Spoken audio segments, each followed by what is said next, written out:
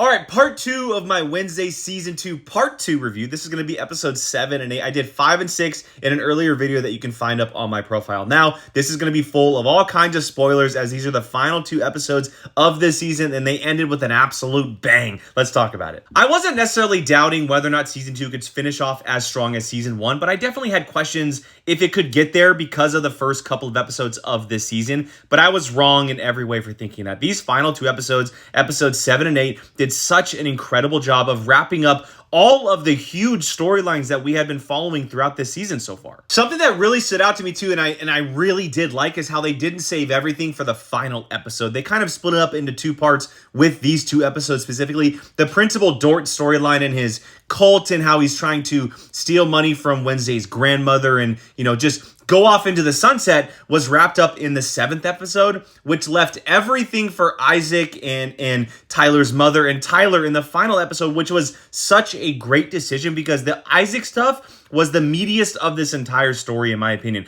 The best thing going in the season, which left the entire final episode to really dive into that and conclude that entire storyline, and I really enjoyed it. I had mentioned in my review of episode 5 and 6 that I thought Morticia and Gomez definitely had a much bigger role in the episodes that we're going to follow because of their connection with Isaac and Tyler's mother. And that was the case because we got a full-blown backstory at the beginning of episode 8 of what happened 30 years ago, why Isaac had died, and why Gomez doesn't have any kind of abilities anymore. And I really, really liked how they tied everything together, how they involved them, and then it came back around 30 years later with their children. There were a ton of big reveals in these final 2 episodes, and I enjoyed the majority of them, but the biggest one by far that I loved the most was revealing that Thing is Isaac's right hand. That Morticia had cut off Isaac's right hand 30 years prior during the events of him trying to steal Goma's abilities to save his sister, and then Thing got reanimated because of the machine that they were using. That is such an incredible thing to tie into the overall story. Again, connecting all of the dots between the story and all of our characters. I'm